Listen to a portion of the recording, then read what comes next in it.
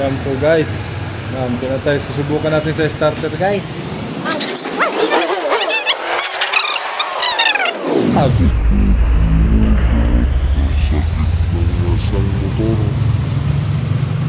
Yan guys, ganito kapulido dito sa S-Tremor, no? Kay Sir Sunny. Yan, Sir Sunny.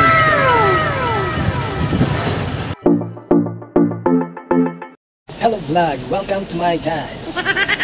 So mission number 14 na naman tayo guys, no? So dito guys, papaandarin natin, no? Papaayos natin yung ating sirang motor, no? Na na-stop up, hindi na siya nag-start. No, hirap na sa pag sipa kahit sa sipa natin. Pero umandar naman siya guys, kaso matagal nga lang, kailangan na natin tsagaan. So punta na tayo sa pagawaan. Guys, yan yung pangalan ng store.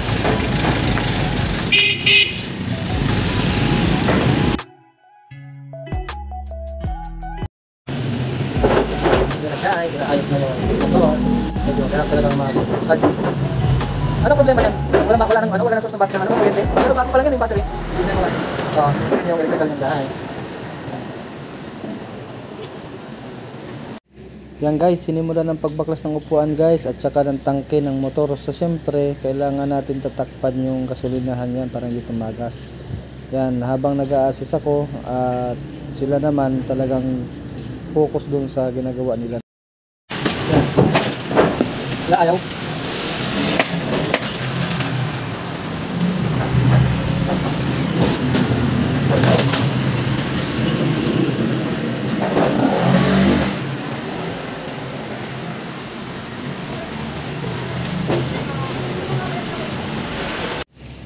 Sa oras na ito guys, yan, dumating na si Mr. Sunny, no?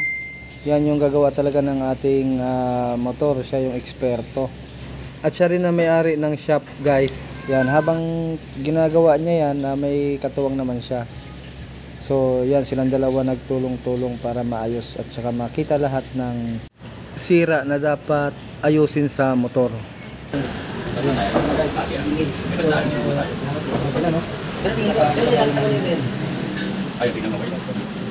Pero kanina guys, wala talaga talagang asking. Pero yung battery niyan, okay pa? Okay pa po yan. Okay lang battery yan. So ano yung problema dyan, sir? Sa starting? Starter.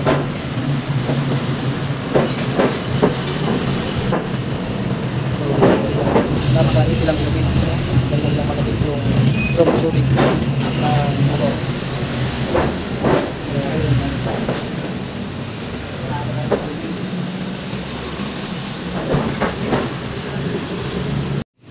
Kahit nakita na nila guys na diferensya ng motor, na-inspection na nila, so lahat pa rin chine-check nila, no, para makita yung mga iba pang maaring nag-cause bakit hindi ito umandar. So talagang lahat detalyado yung kanilang pag-checking at saka pag inspection. So ito na nga guys, nakita na nila kung saan mayroon diferensya na hindi nagcha-charging yung motor. So ito na yung time na talagang bubuksan na yung side ng left side ng makina. So dito yan guys yung tinatawag na stator coil. Itong stator coil na to, dito yung pagka umaandar yung ating motor na nagcha-charge siya, no. So pag hindi siya gumagana guys, ito na magiging cause niyan guys. Yan yung damage yung stator coil ng motor charging system. So ito na yung papalitan guys. Bagong palit. At dito na nga ikinabit ang bagong stator coil guys. Yan yung brand new, no. So maingat ang pagkakabit at saka the same time pinalitan na rin yung diyan, yung gasket. So kasama na rin diyan sa pag-install niyan. Nag-change oil na rin pala tayo guys, no, para lahat panibagong oil, lahat malinis. So at yan na guys, kakabit na yung stator coil. Ang brand niya guys is Moteki. So nasa sa inyo naman guys kung ano yung ilalagay nyong brand. Depende naman sa inyo kasi may mga naman tayo, no, kanya-kanyang suggestion sa brand na mas matibay pa. Finally guys, na ikabit na yung ating stator coil at saka at the same time binalik na rin yung kanyang cover. So yan. So lahat ng wirings binalik na rin. So kailangan pag-ingatan lang para hindi kaagad ito guys mapuputol. Yan, chine-check yan lahat guys, inaayos, ina-arrange. So napakasulit talaga dito guys kay Extremor. So lahat naman chine-check niya, no. Lahat walang pinapalampas, kahit doon sa may regulator, chinek niya pa rin kasi isa rin to sa mga cost. Sa puntong ito guys, hindi talaga nag-start ang motor, no. Kaya chinek uli yung mga wirings, nagpalit-palit uli. Ngayon, kaya pala hindi siya guys umandar. Wala palang gasolina guys, kaya ibinalik na lang muna uli yung kanyang tangke, no, para magkaroon ng gas. So dito na nga guys, no, umandar na ang motor. Double checking muna guys. Hindi talaga sasarapan.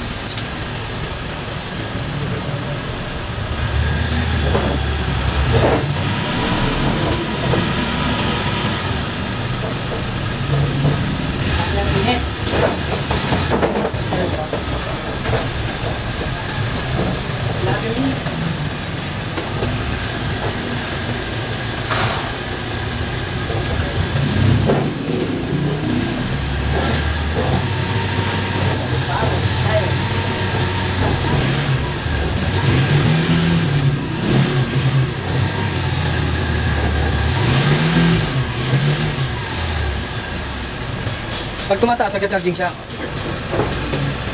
Yan siya.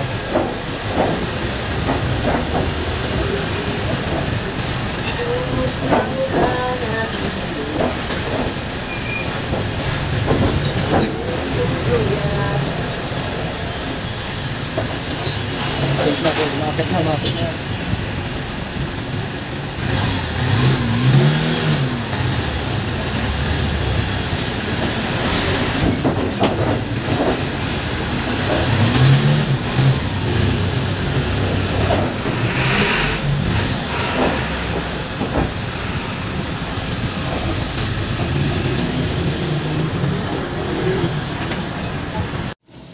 So sa puntong ito guys, hindi na satisfied si Extremor, no, kasi hindi nagcha-charge yung yung regulator. Dapat ito ay tumataas from 10 to 14. Yan, so hindi siya ngayon umaangat. Kaya ang ginawa niya, chinek niya yung mga wirings uli, baka mayroong damage. Kasi lang. One kick lang, one kick. Kanina, more kick. Halos namaga na yung pako nakakapapagyak.